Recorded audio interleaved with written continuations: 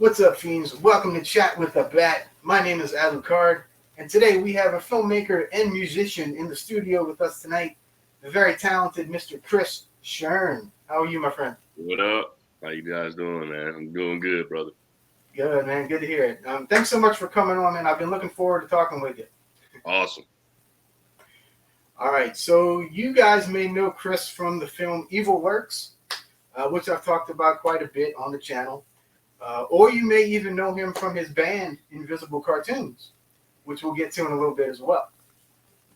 So let's start off on the movie side. Now, when I said filmmaker, now you have your hand in a lot of different roles, like actor, producer, writer, editor, director, just to name a few. Yeah. So how did you come about performing all these different roles? Well, I think as a, it's a difference between micro budget and low budget. I'm more in the micro budget to no budget filmmaking side of it, because Right. low budget can be like you can still have a 50 grand, 100 grand or something to make a movie. So I mean, the reality of it all is, I incorporate that with that. I incorporate that with everything I do as an artist. In this point in time, man, you gotta you gotta be pretty decent at everything in this business, because True. from a financial standpoint, it can be tough trying to build a team and get people to do all these different things. And I didn't, I'm not a person who's like, yeah, I do this, I do that. I'm a Renaissance man or whatever. I like to get things done, and if no one's around to get them done with me, I got to do it on my own. So that's the reason why things came about. Like the plan wasn't really for me to play the main hero, one of the lead characters, Mm-hmm. and I was gonna kind of do sound. That's kind of my main thing when I'm like doing stuff with other Right. artists or whatever. But it ended up being what it became, and I had no choice but to add on to everything that Aaron and I had to do to work on this movie. So it just it had to become what it became, because we had no choice to do it, and Right. yeah. So that's what happened. There you go. I totally understand that. So how did Evil Works come together? Well, the origin of Evil Earth started from Aaron Hawkins. He had a short story that was based on had a short story on it before it became a feature. We worked together at this print shop, Apple Okay. Graphics, and he was making these posters, and I was like intrigued by the posters. And to make the long story, because it's a long story, because we've been working on this since 2018. Yeah. But long story short, we worked. He had the poster. I was intrigued by it, and then he was telling me the story about what he want to do, and then I was like, well, I do sound, music, whatever, editing, whatever, and then we just started brainstorming things, and in reality, the original story that was there before I came on changed a lot, and we kind of built on this story. If we want to kind of give it a little bit more substance, because it was just kind of like straightforward. But the whole thing of hypnotherapy came about because me and my wife went to one of those events, and I got hypnotized. Ah, okay. So that's how that all became about. And then I was all intrigued by the red eye situation, because it was always like looking to that red light, blah blah blah. And being hypnotized is more of a state of mind, and this guy has the special powers to kind of you just got to. It's up to you to kind of lose yourself in your emotions, and just kind of open everything up to that vibe. So that's how that story became what it became. I got you. So what can you tell us about Harold, and how did you prepare to play this like hypnotist guy? Um, Harold is he's a I think he's complex. He's kind of Oh, You definitely. know, yeah, Yeah, a little bit. yeah, he's a little complex. What got me into really getting into the flow of it was just I watched a lot of it. I love YouTube. It's like it's funny because I discovered you before you did an interview with Bill Russell. Okay. And then I was like, 'cause I'm on YouTube all the time. So I Mhm. just was looking at videos and looking at reference of people, being hypnotized and all these other things. So I'm always, that was kind of my research. And then I just it was just a matter of what I what I wanted him to the vibe I wanted from him, where he's possessed by some entity, but he's trying to hide it as much as he can. And sometimes, he's like there and he's in his head, he's fighting it. And I think that's when the awkwardness and all these other things kind of come about with him. And if it's a movie and a character you got to pay a close attention to, is a lot of details. So Yeah. there's times where you see him like squinting and he's like his eyes are like real, like he blinking hard. He's doing that because you don't want to keep him steady, and then all of a sudden that little flicker of red is popping up into his eyes because some things are happening with him. So Hmm. that was one of his quirks, that he would like blink his eyes and And every time you did that, I was like, oh, something crazy gonna happen, right? that's him fighting. That's Yeah. him fighting what's going on in his mind, going on with the entity of Man and all these other things. So yeah, I mean, so research are just the basics of being a hypnotist, and then also just me in general, just figuring out what makes sense, what makes him tick, what makes him, feel the way he feels. I think he wants to be a good guy. He wants to help, but I mean, this thing is taking over his every being to the point where it's like, hey, he's trying Yeah. he's trying to I do the got best he can, but he's like, screw it, man. This thing got a hold of me, so kind of screwed. So, you. There you but yeah, go. Yeah. All right. So, were there any films or anything that kind of influenced like the story portion of the movie, or your performance, or anything like that? what influenced me? I'm I'm a '80s kid, so but I also watch a lot of movies because I have a brother who's 10 years older than me. So I was watching movies, movies I should have been watching when I was between like 5 and 7. Oh yeah. Oh So yeah. I'm really into like I love old '70s horror, early '80s horror, and stuff like that. I mean, obviously everyone would talk about. I mean, when you look at The Exorcist, man, yeah, it's a horror movie, but there's a lot of dramatic and a lot of Oh yeah. other elements to it, about Definitely. that. I think the priest in The Exorcist was one of my influences because he was fighting a lot of things I can see in that. his character. Yeah, I can see that. I use a lot of that. I use a lot of that into what um I was trying to do with Harold. Like I was, Harold, I felt like the priest, he did a lot of things, man, who ever seen the movie. He did a lot of things to try to help and he had to do certain things to make that sacrifice. And I felt like in some ways Harold kind of made, I'm not giving anything away, but I mean he was trying to navigate all these things that was happening with Amanda Winston's character, Kimberly. So I think yeah, a lot of that I looked at that movie as one of my influence as far as the vibe. It's just psychological like dramas and horror. The movie Hereditary really influenced me a lot into with the supernatural aspect of it and just the way Mhm. that movie was navigating things about family and grief and all that. And and as far as the palette and the movement, Dario Argento, and I probably butchered his name. He No, was a, you he did. was a, he was an influence, that Jello type filmmaking. Some of those elements kind of influenced me. I was especially with the style and the way I wanted the movie, you know, when me and Aaron discussed how we want the movie to look.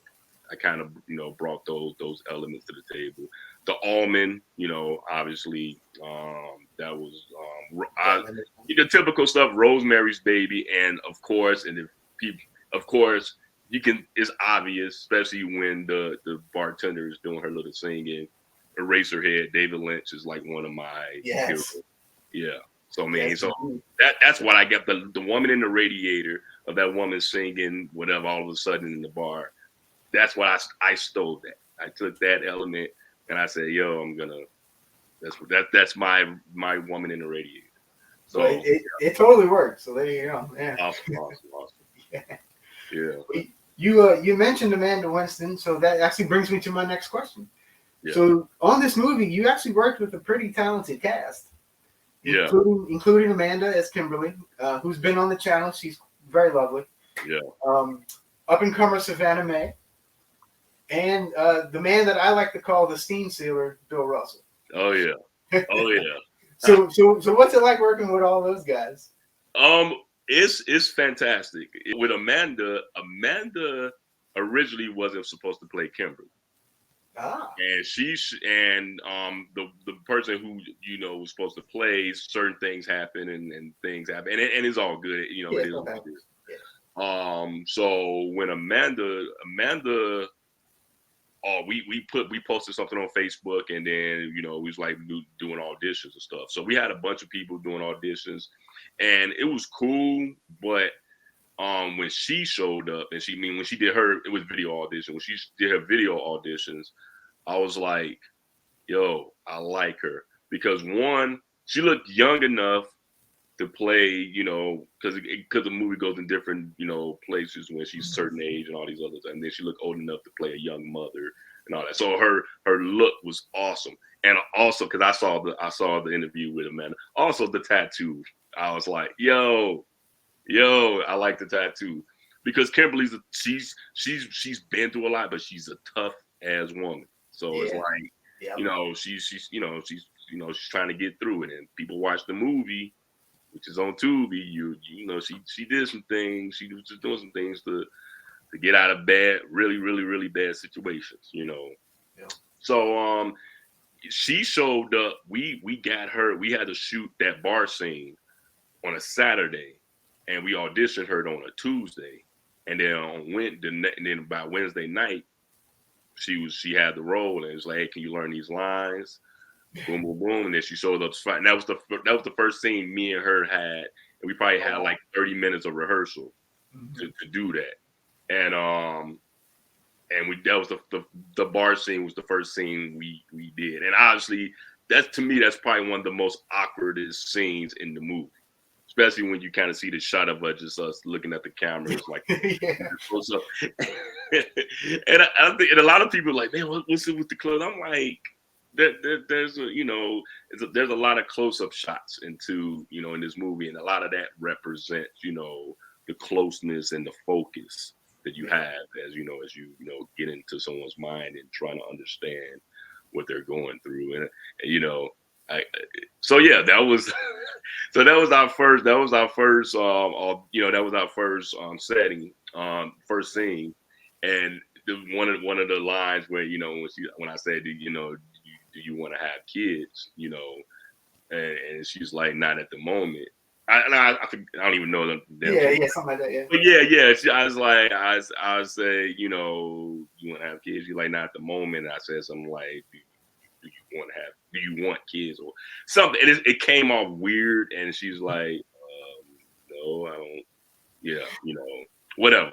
So it was a insanely awkward scene, and it was perfect because that was the point. You know, that was a weird scene, all that with everything else that was happening in that scene. But she's fantastic. And after that, she was like super amazing, great sport. We put her through the ringer through this whole movie, man. And even with the attack scene between me and her, you know, if we ever release the behind the scene footage, that scene where I pick her up and then she slapped me, she actually slapped me. I did the whole thing where, you know, I slapped my hand, But Right. I told her, we did like 4 takes of that. And I said, yo, check this out. I need you to hit me. Like, I need you to like, because it's gonna make it more authentic. We'll ask some Right. extra layers. And then so when she did that, she hit me, and I remember she hit me. Then she like did her hand like this, and I was like, yeah. And then at the end, she's like, "You okay?" I'm like, "Yeah, man. I mean, yeah, that shit hurt, but it's supposed to hurt." Right. So yeah, that whole scene was choreographed. Like I had, I'm a terrible artist, so I did the storyboards, and it was all stick figures and just a hot mess of whatever. But it made sense to the point where we shot it, and it was awesome. It was like the one scene where I pick her up and then I slam her down. I had to be as strong as I possibly can because I pretty much picked her up, did like this, and held her. Oh, And then we did the whole scene. We did the 3 takes where she landed and the blood splat out of her. yeah. So, and the best take that we had, we was like, yeah. And we looked at it. I'm like, man, this thing's out of focus. Oh, damn We had to redo it. And I was like, dude, that was the best take. And then she did another take like a week later or something. When we had time to do it, and then just in continuity is key. Yeah. So we did it, and yeah, that was. I don't know how people feel about that scene, and I don't know if they like, oh, this is whatever, or some people felt uncomfortable about it. I mean, it's a movie. I hope if they felt uncomfortable about it, that means we did our job. Right. Because the way it was shot, it was pretty funny. It wasn't like, I mean, not that's, but it was because how we organized it. Because it was, if you see the behind the scenes, we was having fun. It was like, then the power of editing, we had to do those quick takes and kind of do all these different things and create this atmosphere to like kind of make it seem more intense. And then once we did that and added the sound effects and then added the music, everything kind of built on that. So yeah, Amanda, she's my girl, she's my homie. She's like she's my ride or die. We're working on things and we're gonna keep making stuff together. Bill Russell is a fantastic human being. He's another one who showed up at the last minute, and he was actually better suited for that character than the guy we originally had. Cause Bill, the other guy was just like tall and big, and he was just creepy. Bill was funny and awkward and silly and creepy, but it was still, Yeah, he has a weird playfulness to him. Yeah. Yeah, it was still kind of like he was still kind of clueless. Like you're kind of off-putting, especially And obviously another scene where his face is right there, and he walked towards the camera, and he's like talking to this 15-year-old girl, like, "Hi, if you need some help, I can help you." And that's all. And Bill was doing this thing with his tongue. He was like, "Yeah, hi." And I said, "Cut." What was that? I was just adding something to it. I was like, "Dude, keep that." A lot of that stuff, and personally with me, when I create characters and write stuff, it's pretty much like a foundation. It's like a blueprint. And then when you get the right actor, it's on them to make things pop the way it need to. I'm not someone to say, okay, do it like this, and that's it. Like all that stuff you saw Bill doing, the quirks and the way his eye moved and all that stuff, that was Bill. That wasn't, because like I said, the original guy, he was just more big and kind of creepy. This Bill took it to the next level. Because the janitor that in the movie, he was originally Todd. His name Todd. Todd originally was playing Rich, and then he had to step away from a bigger role like that, so he played the janitor. Okay. In the movie. So and then Bill showed up because we had auditions and we just had these real just guys like, hey, they're just creepy and kind of like, all right, didn't go right. Yeah, there was some substance to his creepiness. So that's what made it work. So yeah, Bill is phenomenal, and me and Bill are going to continue working together as well. Savannah came about. She was around way before I joined the situation. When it was like a short film or whatever. Aaron's ideas was with it, and she did amazing. Like I'm so happy for. It's crazy because she was 14 when this thing started. Now she's like gonna be 19 soon. And yeah, because it took us a long time to make Yeah, I it. think that. Yeah, she was phenomenal, man. And I give her and her mom, Jamie, I give them so much credit because they drove 7 hours to get to set every time we had them scheduled to come out and do stuff. Wow. Yeah, so they lived in like Southern Illinois, and yeah, Savannah, she did an amazing job. She had a lot of stuff she had to go through, and kind of be, kind of shy and awkward, and then all of a sudden be, she had to be seductive. She was being Right. seductive, and I mean, also Lolita is another movie that kind of, Right. that was another movie that kind of inspired elements and stuff like that. But yeah, she was great, fantastic. I mean, I wish her the best moving forward in things she do, in the future. But no, everyone was awesome. Yeah, I like Bobby and Stacy and everybody who was in, even the little roles of people just being there. It was a team effort, man. For a movie that didn't have a lot of money, I think we had 30 speaking roles. I think Wow. everyone had something in the dialogue or whatever. So, and it was probably like 14 locations that we shot on. Because the version you see on Tubi or whatever, that's the edit version.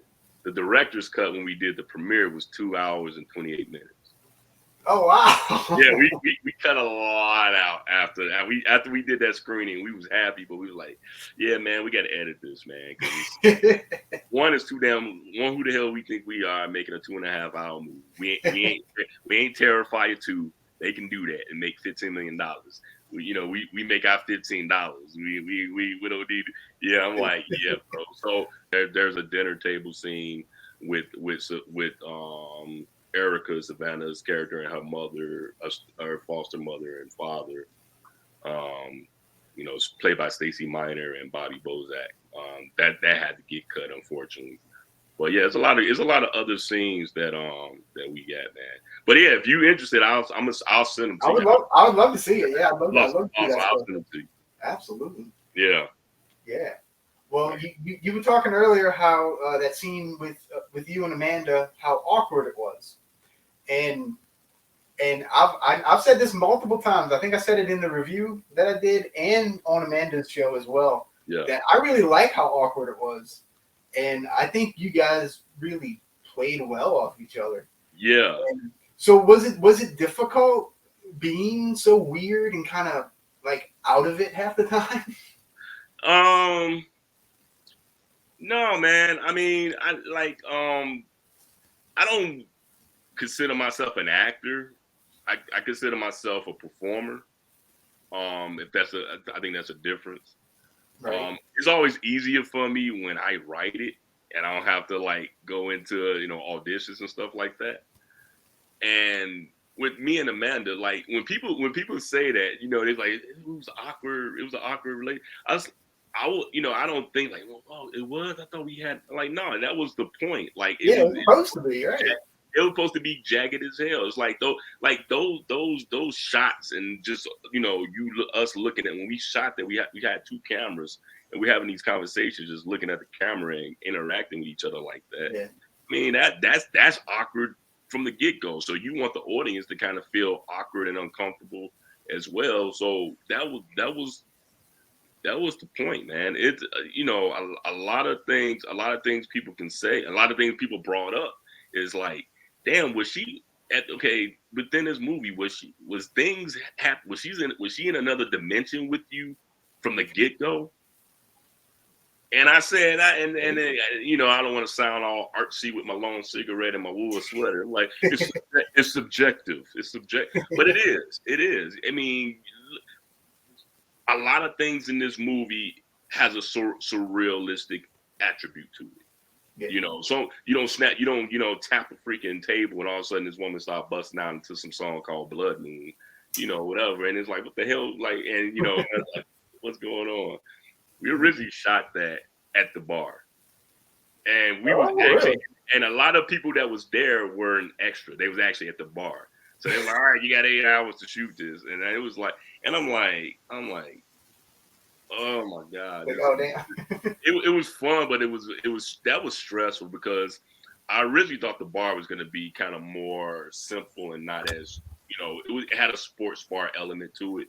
So in After Effects, I spent more time in that bar than I did when we had to put the red eyes and all that stuff, because I had to like try to take all the banners down and take away I'm like, oh, wait a minute, White Sox 2000.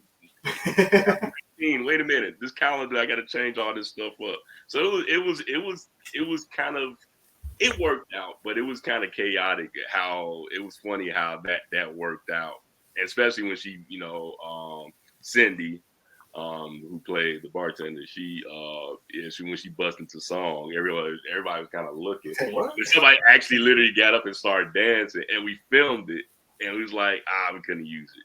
Because it was it was blurry. I'm like, man, we had a lot of issues with blurry, stuff. Oh yeah, cameras, man. Yeah, man. No, everybody had to take turns being a cameraman. But no, it was organized chaos, but it was fun, and originally she was singing at the bar, and then when I saw the foot, I'm like, this ain't gonna work, and then we just went into my basement. I put up some black backdrop and then added some light red lights, and then all the smoke stuff was After Effects and stuff, and then that's how we kind of created that whole atmosphere, and then cut back to them in the bar, and where she's Kimberly, Amanda's character, just looking at her like, what are you doing, because the audience is seeing the performance. What she's seeing is a woman singing a cappella in a bar, so little silliness like that. Well, so you mentioned some music earlier. So you also composed and produced the music for the movie. Yeah. And I got to say, I really think the music really enhances the vibe of the whole movie. This whole like creepy vibe that you got going on. So how did you approach making the music for the film? How I approach making the music for the film is, as I'm a musician first before I'm a filmmaker. And I've always been,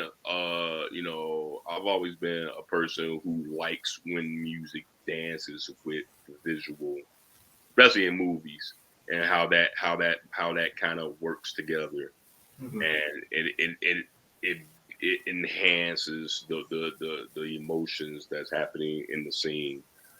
Sometimes it can be overkill. Sometimes it's good where it's just kind of quiet and you have these people talking, or someone has an amazing monologue. But I think the music for this movie was very important to kind of build up on it. I'm not going to sugarcoat it. If the music wasn't in place with certain things, it would be pretty damn boring at times. It would just be a different. It would be a different type of music. Yeah. It wouldn't work. It was just the movement of the music just really had to come into play. And man, I mean, the way I approach, like I consider myself more of a composer than a musician, as far as like, an organizer, because I organized the music and put it together, but I had some phenomenal musicians help out. Ryan Caldwell, who's actually the guitar player in my band, Invisible Cartoons. He did a ton of stuff. Me and him wrote the song Blood Moon, and the song, it's throughout the movie, and then at the end credits, we wrote that. He does a phenomenal job. He'll send me just all kinds of sounds. I was like, I recorded the sound of me in a vent, just like, and I said, yo, take this and make it weird. And then that scene, if you remember the scene where she's playing a video game, all of a sudden you see that dark figure. That was me doing all that stuff. And he manipulated everything and made it all like just blow up and just kind of crazy. So I'm really into found sounds. Like I record a lot of my stuff. I record a lot of my stuff with my phone and with recorders and stuff like that. So I create the sound. The baby crying was my now 2-year-old when he was a month old. And I was changing his diaper, and he was just losing his shit. then I recorded it. So when you hear that baby crying when the delivery scene, that's why he get credit on in the credit, Jude Shern. Mm-hmm. So he that baby crying was actually him. That's awesome. I didn't get no samples or whatever. And even my oldest son Roman, he was banging on pianos and all that stuff, and I just recorded it and I just manipulated it and did all kinds of things. Also, one of the other main musicians, John, and he was actually the sound mixer. He mixed majority of all the music, and he mastered everything. Most, like 99% of the music. John Matniskis. Check him out. He got a studio in Illinois, Oswego, Illinois, called Comfort Zone Studio. He's fun. He's been around forever. Like he's been doing sound production and music production forever. And then when I approached him about helping me sound design and do certain things with the music and the sound, he's never done it before. So he's like, oh, that's cool. I'm down. So he's one of, like, him and Ryan was two of the main parts of the music process that helped me with certain things that it's like, okay, I can't play a piano part like this, like that piano part where the shush man's kind of like seducing Erica Savannah's character. That was all Ryan just playing the piano, because I said I didn't want nothing creepy. I wanted it to sound beautiful, but yet the scene was very kind of poetically dark, and he wasn't doing anything to her to, like, I'm gonna take your clothes. He was just like right there, just observing her and doing all these things. And I wanted this beautiful piece of piano, and we named the song Macabre. So it was pretty funny, like how, like, oh, what are we doing? So yeah, I love creating something beautiful into a really fucked up situation. And with one of Bill's scenes where his eyes get kind of weird, and then you hear that acapella. Oh, that's my friend Stephanie Yeager.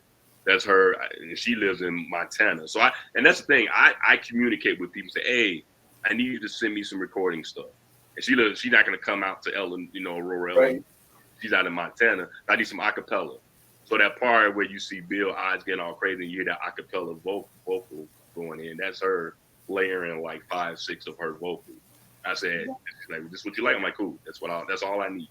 And then I'll add some reverb, and then we put that together, because you would think that scene would be like, no, it was this beautiful, like, yeah. where he's freaking out. So, and that's why the music was so important. I mean, from the original cut of the movie, I think we had about 49 pieces of music for this movie. So, yeah, it was a lot of music. And then once the new edit, probably ended up with like 45 pieces of music. And eventually I'll release the music, whenever I got time to kind of put it out there and say, hey, check out this music. And people talk about the music a lot, and that makes me feel good. So eventually we'll release the soundtrack. And I just had a lot of great people, man. I can't really take all the credit, because I got a lot of great friends who wanted to be a part of this movie. And I mean, it was a small movie that became really big. Like, we did a lot of stuff, and we just threw it all out there to say, all right, here we go. So yeah, man. Yeah, that's awesome, man. Yeah. I also like how in the soundtrack you guys blended a bunch of different styles. Yeah. Like you definitely got like a classical influence. You even got like a country folky flavor to a couple songs. Yeah. I think I said the kind of jazzy number. I mean, it's all there, and it all just kind of blends, and it kind of works. Yeah. And it kind of reminds me of my own musical taste, which is kind of all over the place. I think everybody's taste should be all over the place. I don't get that. Oh, I just listen to old school rap. Right. I mean, you just like good music, right? It's just man. I to each his own, man. But at the end of the day, as a musician, Because I played 15 years in a metal band, playing trumpet. So, and I've also, with the band I'm in now, yeah, it's a little bit different and, upbeat and fun and positive. And I love electronic music. I love movie scores. I mean, I listen to more of that than anything else. But man, as a musician, man, you can't keep you gotta keep your head above water and just kind of just hear everything that's out there. Because music is the foundation of life, in my opinion, bro. Like music, like I said, I'm about to get long cigarette, wool sweater. Music's everywhere, man. I mean, I can be like, that's music. I can sample that, and that's a drum beat right there. Yeah, definitely. So yeah, so it's like music is, and that's what I do. I'm a weirdo. I love sounds and textures and like music. You can make anything out of music, and and every mood and every emotion that kind of seeped into Evil Lurks, that was what I was trying to accomplish. And if that mean I have to go from doing an acoustic track to an industrial kind of Nine Inch Nails track to a country track. Oh, the track in the opening bar scene, that's Nathan Kalish. Nathan Kalish, look him up. He let me use that song. So that's one song that I didn't originally compose. Everything else was all originally composed between me, Ryan, and John. That song he let me use. So he's a big shot, and he was also in the movie because he was in one of the TVs. So I could posit a music video that I directed for him. I was promoting everything, brother. I'm like, I'm him, but that is. I'm like, yeah, dude. It's like I'm a walking billboard. So I threw that in there. But Nathan Kalish, awesome, like country rock kind of guy, man. Phenomenal. Phenomenal musician. So yeah, man. I stay in my own lane. I'm in the chill, but I'm gonna speak up about this, man. Being a musician, man, you gotta be in it. You gotta Prince is one of my favorite artists of all time. I love Prince. He's phenomenal. People are like, oh, he's such a great Prince is, in my opinion, and it should be because he was so talented. He's one of the greatest guitar players of all time. Yeah, if you ever seen this guy play guitar, you like, what? Mm-hmm. And you think about the way he performed, the way he, the way he played drums and bass and all that stuff, but the way that dude played guitar was like, and his music, he put out music. He literally put out music every year for the first 40 years of professional musician. And it's like, I probably got 29 of those out. And he's, his music was so eclectic. He would hit a pop song and then throw a freaking crazy guitar. That dude was singing death metal. Listen to Purple Rain, Darling Nikki. That dude was singing. He's like, rah, rah. That's black metal, dude. That's Cannibal Corpse. That's that's Cradle of Filth, bro. It's like Cradle of Filth is influenced by Prince because he was doing all that happy, all that crazy stuff. That pop song, come on, man. I was locked into what he was doing, and that's how I just because I looked at it like this, man. I want to keep making movies, but I don't know. Nothing's guaranteed. So I'm like, fuck it. I'm doing everything in this bitch. Yeah, I don't blame him, dude. And, well, it definitely worked out because the movie's great. So thank you. I appreciate that a lot. Thank you. But the real question is, have you purified yourself in the waters of Lake Minnetonka? Oh, a long time ago, man. that shit was cold. I feel bad for Apollonia. Oh, man. Oh, so real quick, my wife, because we just celebrated our 9-year anniversary, and she took me to see a Prince tribute band. I'm lucky I got to see him before he passed away. Live, He wasn't playing a lot of those Purple Rain, those songs around that time. So I got to see this tribute band, and they were phenomenal. And they were called Purple Rain. But I was like, I thought it was going to be like a tribute band, but the whole show was based on the movie. So they had a Morris Day and the Times. Oh, no. Oh, that's awesome. A tribute band, and they had an Apollonia 6 tribute band. I was like, whoa, this is crazy. Oh, dang. So, and then I went home I went home and then watched Purple Rain. So Well, I mean, you kind of have to, right? I watched Purple Rain. So no, but no, yeah, man. Yeah, I definitely been purified in the in that shit. There you go. That's awesome. Love it, bro. Love it. All right, so tell us a little bit about Invisible Cartoons. Yeah, man. I see. Where is it? Right here. Oh, yeah. There you go. I see. Got to wear the swag.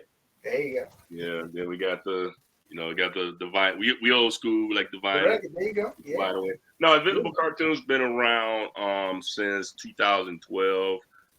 It started with me and the guitar player Justin Burchard. It started out. It's funny. We got asked to do a jingle for a Coca-Cola commercial, and then we did it. We didn't get the gig, but we like, damn, that's a good song. Writing songs. And then, long story short, band's been around for 10 years, and man, we've been killing it since we've been really getting rolling since like the end of 2018, and then we was really rolling it by 2020, and then the world stopped. Yeah. So we're back. So we're back on our feet again, man. But we call our music smile rock. It's a mix between rock, pop, soul, hip hop, punk, all kinds of things. But it's super positive. Is very inspirational. It's not not spiritual music, but it's very like it's uplifting and fun.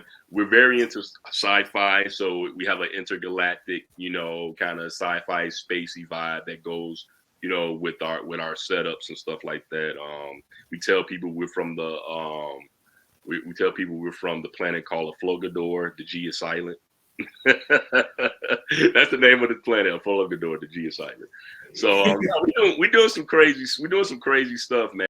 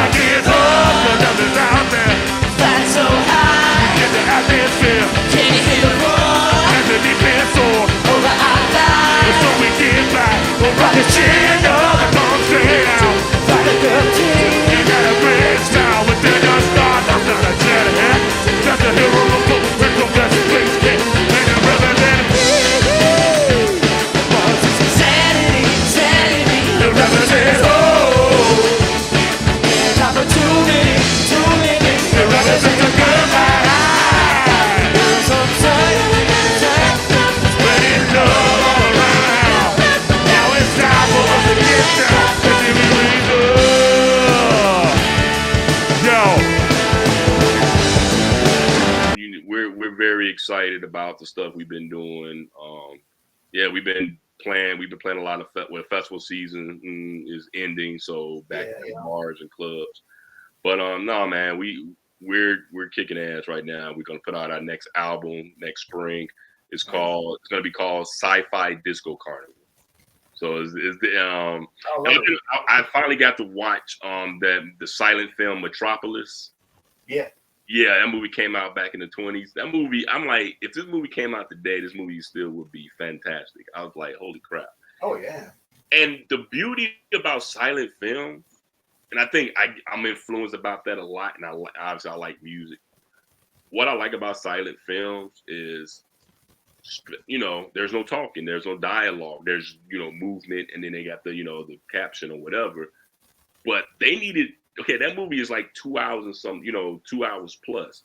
Yeah. So they had to get an orchestra to say, all right, we got about 2 hours worth of music we got to work on. Yeah. It wasn't no, like take a beat, they was out there like Yeah, they were rocking. Yeah, you know, like they going at it because that's those type of moves. You have to have it throughout. Like that, there's no quiet, and then all of a sudden, you know, just words. No one's talking. There's no other thing that's keeping the movement of the the movement of the sound. That music was, that's important, and that was really important for that. So the imagery and that whole aspect of that movie, just really inspired me for the stuff I want to try to do for the album. So I got this phenomenal, the guy who designed our album cover, our last album called Space Cat. He's designing our album cover and is very Metropolis influenced, and I'm into German expressionism and all this, all this. Oh yeah, I love all that stuff too. Yeah. Yeah, man. So that's like one of our influence for this album, and this album's gonna be funky, man. It's crazy, and I do all our music videos and stuff like that. So our next batch of videos is gonna be just insane. Like right now, what I'm doing is building things. Like we probably not gonna start shooting videos until next year, but I'm just building stuff so we can have the props and everything in place and all these good things. But yeah, man, I'm super excited about what's to come for Invisible Cartoons. Yeah, music is called Smile Rock. I think that's a great name for it because yeah. You guys do so much and so in so little of a place, but it just kind of bursts out, Yeah, man. It's I mean, if we can ever get out to your neck of the woods, man, we'll love to do it. We're trying to get out and play some gigs, and we the Google Calendar is our best friend because we gotta look at our schedules and how we want to do things. And the beauty about this band is we kind of know where we want to head with things, and we're like, okay, we want to play 20 to 30 shows a year. Okay, let's figure out how we're gonna play 20 to 30 shows a year. Get it all in place, and because we all got other projects, and I'm really trying to get more locked into making movies and then shooting other content, and then balancing that out with the music video. I mean, with the band, and then also being a father and a husband, right? And paying bills and stuff. So yeah, those guys are my brothers. So we have a lot of fun, man, and yeah. Yeah, we just played in a freaking garden a week ago. It's like we played in a garden and just and we brought these little bubble machines, and it was a bunch of kids and they was having fun. It's like, man. And then I say, hey, watch my movie. I play this crazy therapist. so people who are fans of Invisible and then they come to the show. One of my friends, she's like, dude, you creep me out, bro. I'm like, I see how fun you are, and you like, and then I just watch a movie, and I'm like, you scared the shit out of me, and I'm just like, it's just a movie. You did your job. Thank you so much. Yeah, but yeah, I love sunshine and rainbows and smiley faces, but when I put my kids to bed, give me a fucked up ass French horror extremity. Hell yeah, dude. And I'm kicking it, man. Like Tubi is like crack, man. I'm addicted to it. I got all these freaking watch lists, man. I'm like, man, I don't have time for this. I gotta, it's like my therapy. It's like I gotta put in, because if I watch Tubi after 9 o'clock, I'm screwed. I'm like, damn, I got all these commercials. I gotta watch about 8:30. So I can get my movies in, so I can go downstairs and work on a project, record something, and then go to bed at like 1 o'clock, and that's the earliest. And then get up at 7 to walk my kid to the bus stop to go to school. Yeah. Keep it going. So yeah. Nice. Well, you guys, Invisible Cartoons, you guys are you're very fun and infectious, and you're really kind of a blast to watch. I watched a couple of performances of you guys. Well, thank you, man. And so, is it difficult to keep like that upbeat, happy vibe going the whole time, or when you're on stage, is that just like your happy place and it just comes? I mean, it's our happy place, but we also we man, if the crowd ain't feeling it, it Yeah, kind I can see of that. knocks you down, or it knocks you down a notch. We recently played a show outdoors, and we're in Illinois, right, Aurora, Illinois, and it's probably 100 degrees outside right now. I live in Aurora, Illinois, which is a suburb of Chicago. Excellent. So we played a show a couple of weeks ago, and it was probably about 89 degrees and heat index was whatever, and we had to play an hour, and that was brutal. Like it was hot, it was just like comfortable, and then I'm like, man, I'm about to pass out. And the crowd was getting into it and stuff like that. And me personally, if the crowd is kind of in this weird place, I kind of get happy angry. So my definition of happy angry is I just get even more I get even more ham, and I'm just like I'm just pushing them, just like, y'all got to give it to me, give me something, give me something, give me something, because we still need that energy. If everybody's shoegazing and we're trying to do it, we still got a job to do. We still got to entertain. That's what the person who booked us. We gotta make sure we bring that, regardless if people ain't into it or not. But sometimes you gotta get that extra push to people, and then you find a way to do it, and then you get the crowd up in there. But that's the music. We can't call ourselves Smile Rock if we're just like, Very true. and it is energy, man. And honestly, man, I've been in bands since I was 17. I'm 44, so I'm not gonna lie. As I get older, there's more things I need to do in order to get my body in a place. And we're playing between 90 minutes to 2 hours. When we play shows, like a couple of weeks ago, we played a 2-hour set, and then the next day we played a 3-hour set. So I mean, that's 5 hours of doing, creating, that energy. Like we all wake up just feeling, sore, because that's part, and we do choreography too. And that's, you don't really, in a rock band, you just kind of jamming and you whatever. No, we bouncing up, we do a lot of different things. Big shout out to, Ryan Caldwell, Justin Burchard, Ryan Worthy, and Jeff Galuska. Those guys, they bring it every night, and I gotta bring it, as well. And, man, that's part of the deal. I've always been a energetic person, and I'm a pretty laid back cat. I'm engaging and stuff like that. And then people like, man, dude, you so chill. And then also you get on stage, man, you like, wow. I'm like, man, if I live my life like that and just woke up like, hey, what's up? You down with the get down?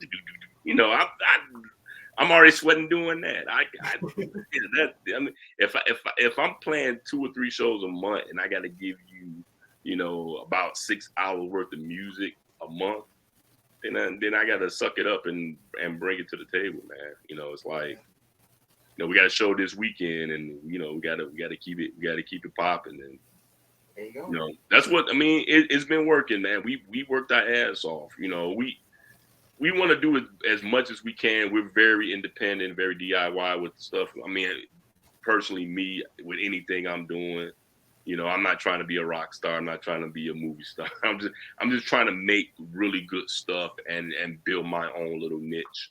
And Invisible Cartoons, man, we do think big. We're gonna be ambitious as hell with this album, and with with all this stuff. And practical effects is like, we have this villain for our Space Cat. We got Commander Blob. So we got this blobfish that one of our artists, Liz, she drew this Commander Blobfish or whatever. And so we decided we had to, she drew the picture and stuff. We're gonna put it on a shirt and all that. But I was like, man, it'd be cool. We had like a animal, like a live action version of this thing. So my buddy Hilario Rodriguez, who started working on it for the last like 6-7 months. So we're gonna have this like this blobfish, walking around. Awesome. And then when we play bigger stages, we're gonna, but especially for next year's festival season, We're gonna bring that out. So we're gonna try to do some things with like puppetry and all these other things for some of our bigger That's shows. awesome. Yeah, so yeah, man. We trying to do it big in our own way. I can't wait to see it. That's gonna be very cool. I can't wait to see that. Awesome. So where can the people find out about the band and where you guys might be playing soon and all that stuff? You have a website?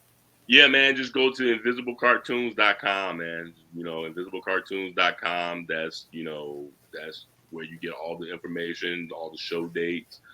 We're very active on Facebook. You know, Facebook is still valuable. It's still there, yeah. It gets a little overwhelming sometimes with a lot of stuff that's happening, but I love the Facebook groups and all these things, so I'm really locked into stuff like that. But we're active. I'm always posting on our Facebook page, Instagram. I'll be connected. You know, we're trying to get, once we get the album in place, the TikTok atmosphere. We're gonna get that going with some TikTok stuff. And yeah, man, but go to invisiblecartoons.com. All our merch stuff is there, our show dates, everything you want to know, all our music videos, check it out in Invisible Cartoons. Go to youtube.com/invisiblecartoons. Watch all our music videos. We put a lot of effort into those. The next batch of music videos is gonna be something we're excited about, all the ideas and concepts we get. So yeah, invisiblecartoons.com. Everything is there. Beautiful. Yeah. So you mentioned earlier about you play trumpet in a metal band. Yeah. You gotta tell me a little bit about that. How did a trumpet get into a metal band? Number one. Well, I'm really into jazz, and I love Miles Davis. Bitches Brew is like a freaking classic. And I'm into the more avant-garde kind of experimental jazz stuff. Yeah, I bought a $10 book and a student trumpet and self-taught myself how to play some stuff. I'm not phenomenal, but I can hear some notes and say, okay, this is cool. Let me incorporate it. So when I was in my band, I was in a band called Stuck Underwater.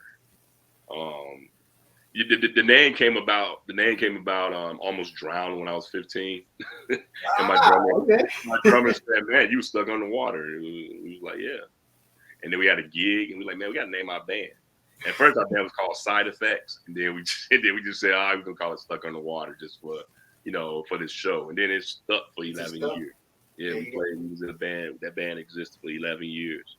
So yeah, here and now I pop up. This was way different than Smile Rock Invisible Cartoons. I was wearing all black, and I didn't talk. I just we would play like 4 songs in a row before we even said anything to the crowd. And I performed, and I play my trumpet and get off the stage, with my PBR, and I'm like, all right. Yeah, totally different vibe. Yeah. It was.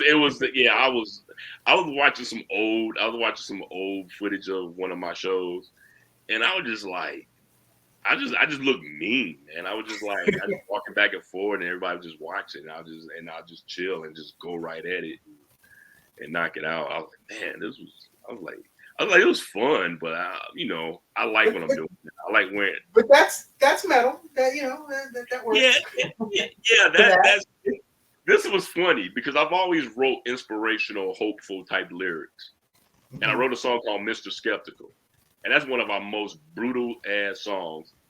But it talks about a fucking guy who's like always just like negative and just like man, you raining, like get out of here. I don't want all that. I want I want somebody to be positive and optimistic about things. And I wrote this song called Mr. Skeptical, and that song was one of our most brutal songs. It was go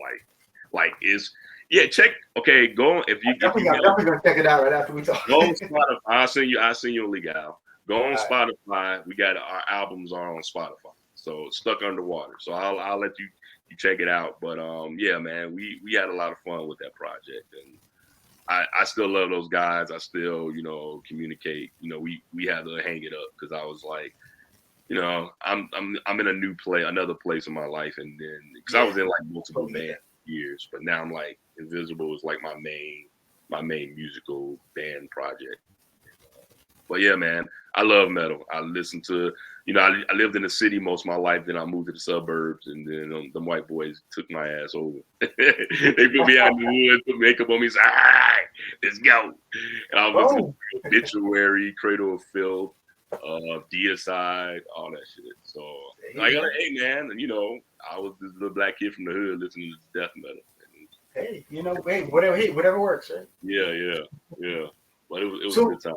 So what's some of the music you're listening to currently? Are you listening to anybody in particular that you like a lot? Man, I'm gonna be honest with you, man. I'm listening to a lot of composers. Like I listen to a lot of. I've been listening to a lot of just like soundtracks and scores.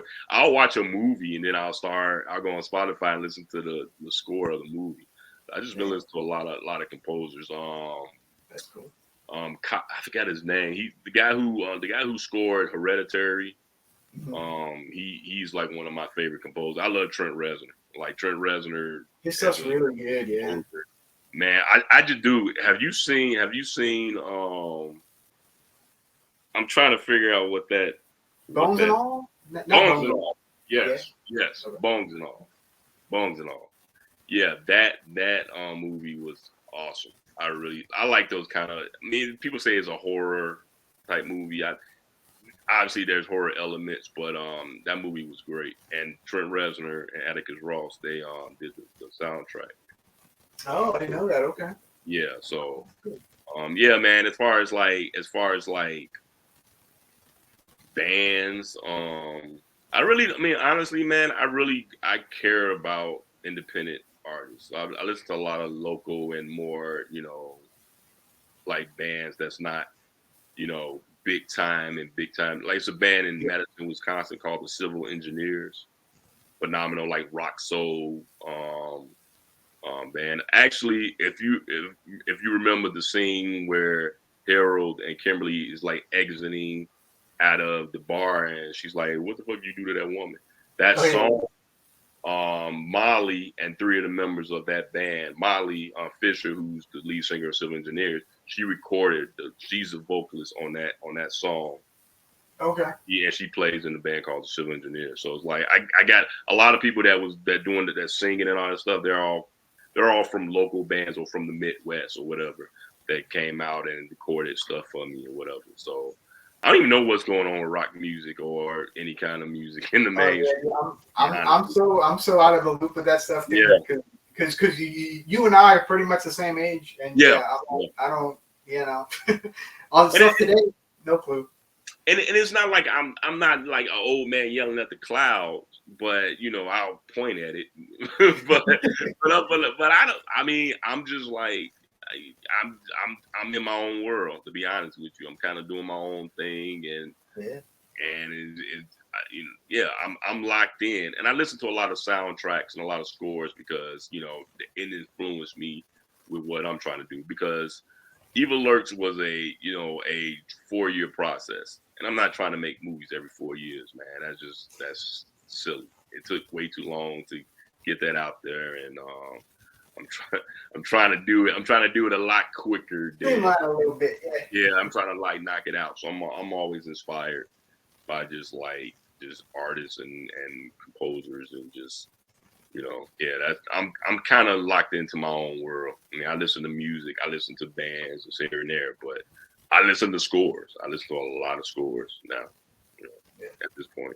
That's cool. Yeah, I always go through phases too. Like I'll be in like a big I'll listen to like punk rock for like a month, and then the next month I'm into like classical. I'm all over the place. Yeah, dude. I had a '90s hip hop kick for like a month.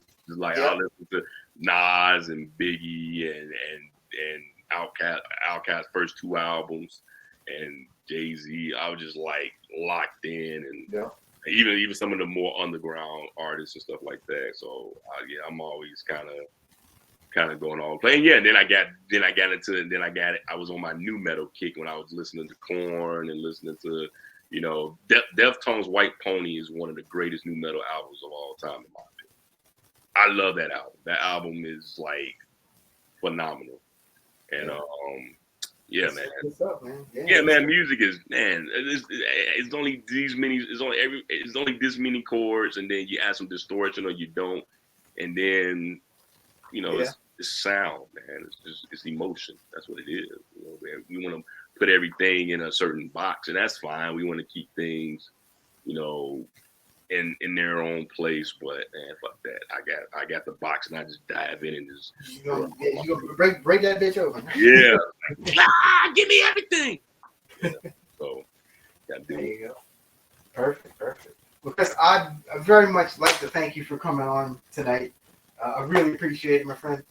So check out Chris in Evil Lurks on Tubi. Link will be in the description box below. And check out all the other links I'm going to put too.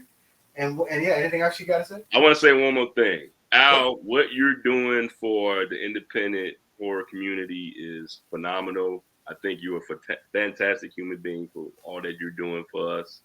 And we appreciate you, man. I want to just put that out there because you're a good dude. And I'm rooting for you. Thanks, man. Yeah, we're in this together. I try. Awesome. All right, well, we're going to get out of here. Again, Chris, thanks again, my friend. Until next time, adios, Bella Lugosi.